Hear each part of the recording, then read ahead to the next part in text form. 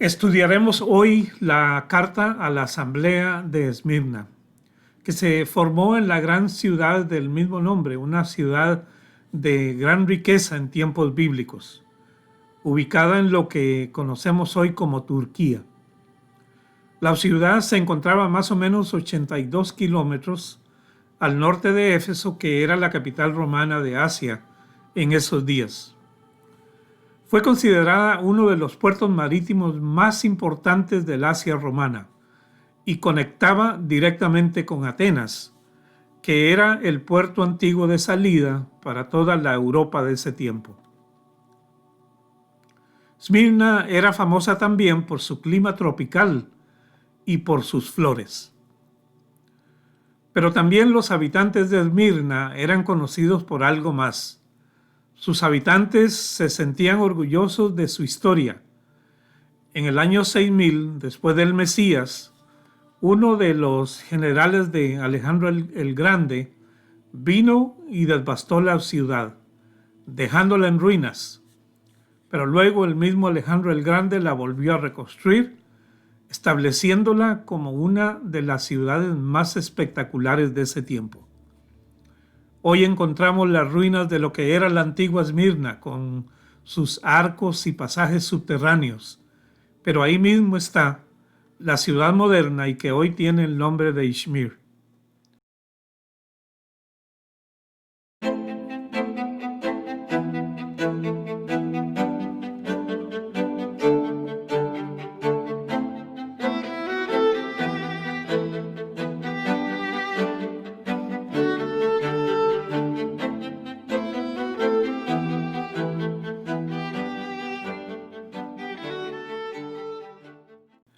De esto podemos deducir que al contrario de Éfeso, que fue destruida totalmente, tal y como el Señor lo anticipó, Esmirna como ciudad, sin embargo, sí se mantuvo hasta el día de hoy. Sus escritos en rollos y literatura están llenos de referencias que hablan de muerte y de resurrección. Sus habitantes se enorgullecen de que éramos una ciudad muerta, pero hemos vuelto a la vida. Y ahí es donde Yeshua recoge la situación que vivían los discípulos y lo menciona justo al comienzo de su carta a la asamblea.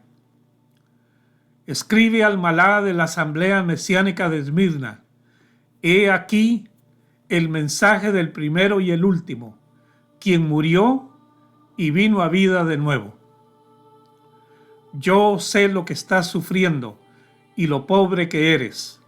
A pesar de esto, eres rico, y conozco los insultos de los que se hacen llamar Yahudín, judíos verdaderos, pero no lo son. Por el contrario, son sinagoga ha-Satán, del adversario. No tengan temor de lo que están próximos a sufrir. Miren, ha-Satán echará a algunos en la prisión para ponerlos a prueba, y tendrán tribulación por 10 días. Permanezcan llenos de fidelidad, aún hasta el punto de muerte, y yo les daré vida como sus coronas. A aquellos que tienen oídos, oigan lo que el Ruá le está diciendo a las asambleas mesiánicas. A aquel que prevalezca no sufrirá daño alguno en lo más de la segunda muerte. De acuerdo con ciertos estudios sobre Esmirna, la palabra Esmirne en griego significa una especie de latín mirra y que se traduce al español como mirra. La mirra es una resina aromática y antiguamente se usaba para elaborar ungüentos y perfumes. También el uso de la mirra se popularizó mucho en ceremonias de funerales y especialmente en entierros propiamente dicho. El comercio de Esmirna vendía enormes cantidades de mirra a Egipto, que se especializaba en la conservación del cuerpo después de la muerte. Uno no tiene otra alternativa que preguntarse si la porción de mirra que uno de los sabios entregó al Mesías, según nos relata Mateo 2:11, era de la ciudad de Esmirna. O la mirra que compró Nicodemo por 70 libras y que se usó para envolver el cuerpo del Mesías de acuerdo a Juan 19, 39, 40, a lo mejor esa mirra también era de Esmirna. La mirra es amarga, como lo era también la vida que llevaba la asamblea en esa ciudad. Sus habitantes se caracterizaron por su fuerte oposición a los discípulos. El anciano de la asamblea, de nombre Policarpo, murió mártir cerca del año 160 después del Mesías. Le obligaban a que blasfemara el nombre de Yeshua y él dijo la famosa frase: 86 años he servido a mi Señor y nunca Él me ha faltado en algo. Decidieron entonces quemarlo vivo, pero cuando prendieron la hoguera, el viento se llevó las llamas hacia el lado opuesto. El fuego se consumió y Policarpio quedó intacto. El verdugo entonces, al ver esto, lo mató con una hacha. Muchos otros, alrededor de 1500 discípulos y otros 800 fueron sacrificados en ese mismo lugar. Podemos decir que si cada una de las asambleas o de sus cartas a las asambleas con sus respectivos mensajes representan las distintas épocas de la Congregación Universal, Esmirna representa el periodo de las grandes persecuciones. No hay duda que los discípulos serán perseguidos. Muchos serán menospreciados por su familia, por sus compañeros de trabajo, amigos. Quizás algunos sean sacrificados y pierdan sus vidas. El ser discípulo en esa ciudad era considerado una persona mediocre, pobre, sin derecho a nada y de segunda o quizás tercera categoría. Se les prohibió a los discípulos participar en la ágora o mercado, y que era donde podían vender y comprar los productos necesarios para el sostenimiento de sus familias. Vale la pena decir que en muchas partes del mundo esto ya está sucediendo. Obviamente el Señor nos manda un aviso, pero también nos alienta sobre el hecho de que no debemos temer y recibiremos la corona de vida. Muchos de nosotros en realidad no tenemos bien claro esto de una corona, porque en la mayoría de nuestras culturas las coronas no se usan. En griego la palabra corona, sin embargo, significa recompensa. Esta corona no es la salvación, porque ya tenemos vida eterna a través del Mesías. Y además la salvación no se gana por obras, sino que es un regalo de Yahweh. Esta corona es más bien un tipo de premio por un acto destacado de servicio o perseverancia dentro del reino de Dios. Todo parece indicar que las coronas serán premios reales, tangibles, que se entregarán en el futuro a los creyentes cuando el Mesías regrese. En 2 Corintios 5, del 6 al 10, dice que todos compareceremos en el tribunal del juicio de Yeshua. Del contexto, dentro de los diferentes versículos, deducimos que este pasaje se refiere a los creyentes, a los discípulos, a la congregación, y no a los que no creyeron. En el tribunal de Yeshua, los discípulos rendiremos cuentas de nuestra vida a Yeshua. Ahora, debo explicar que el tribunal de Yeshua no determina la salvación. La salvación ya fue determinada por el sacrificio del Mesías por nosotros y por nuestra fe en él. Todos nuestros pecados están perdonados y nunca seremos condenados en ellos o por ellos, porque no podemos ser juzgados por obras, porque por fe creímos. No se debe entender el tribunal de Cristo como un lugar donde Yahweh nos va a juzgar por nuestros pecados, sino más bien donde nos recompensa o nos recompensará por nuestra vida. Las Escrituras describen dos juicios diferentes y que están separados el uno del otro. Y todos participaremos en el uno o en el otro. Nadie está excepto. El primero es el juicio de los creyentes, como ya vimos en 2 Corintios 5 del 6 al 10. El segundo es el juicio de los que no creyeron, descrito en Revelación 20 del 11 al 13, y que se describe como el juicio del gran trono blanco.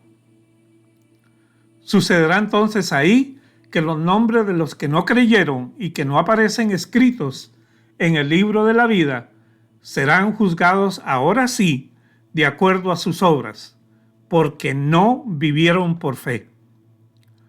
Volviendo a la carta, Yeshua se presenta ante la iglesia de Esmirna como el primero y el último, quien murió y vino a vida de nuevo.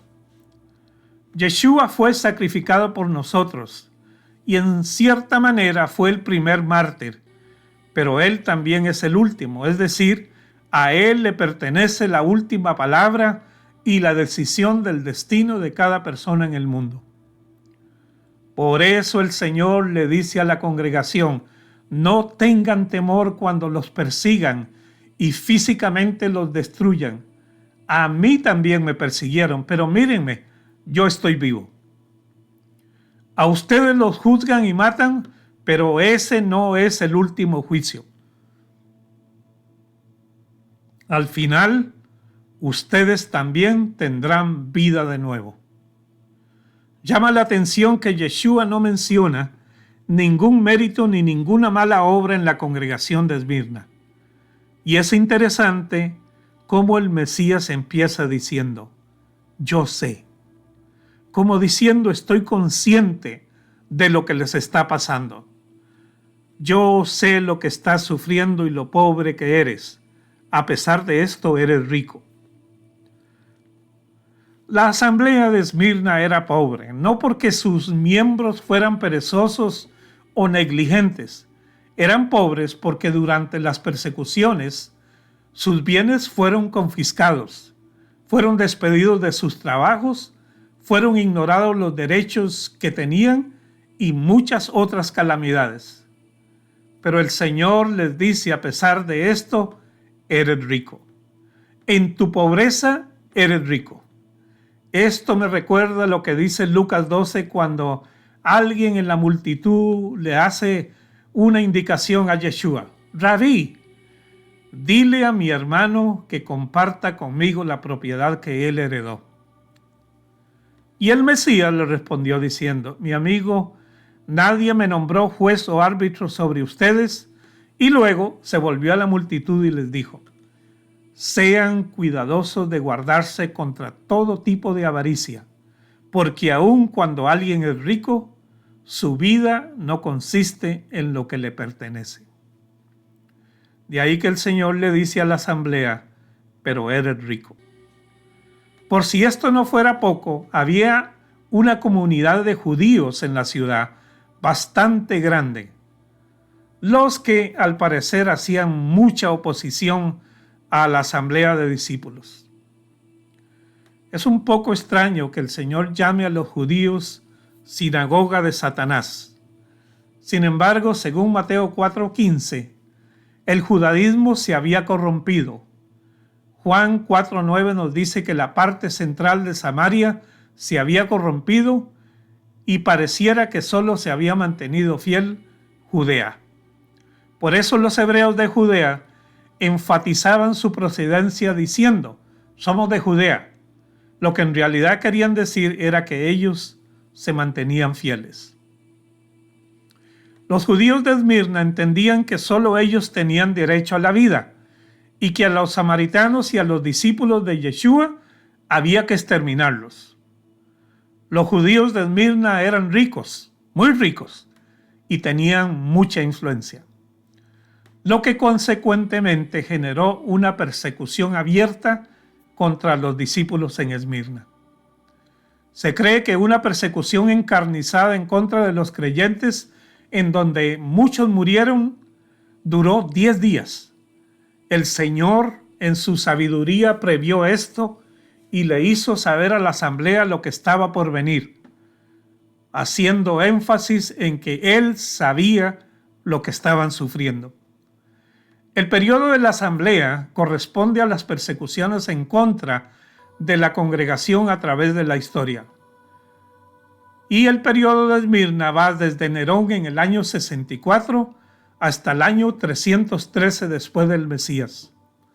Los historiadores cuentan hasta 10 grandes persecuciones en este periodo, y la última de ellas duró 10 años. ¿Por qué el Señor, por qué Yahweh permite todo esto? Es un poco difícil de decir, pero siempre ha sucedido que en cuanto más persecución hay, el nivel espiritual y la gracia se incrementan. Solo Yahweh, en su infinita sabiduría, sabe por qué lo permite exactamente. Mesías promete una recompensa para los victoriosos de Esmirna, una corona, el pedestal más alto de la gloria de los hombres. Ante el mayor peligro, sufrimiento y muerte, Dios contrapone la mayor recompensa, la corona de vida. La otra recompensa es: no sufrirás daño alguno en lo más absoluto de la segunda muerte. La primera muerte es la muerte natural. La segunda muerte es una referencia al lago de fuego, donde aquellos que están separados de Yahweh por el pecado vivirán eternamente. Pero ustedes no sufrirán esta segunda muerte. Yo enjugaré toda la lágrima de sus ojos. Ya no habrá más muerte y ya no habrá más luto, llanto ni dolor. Amén.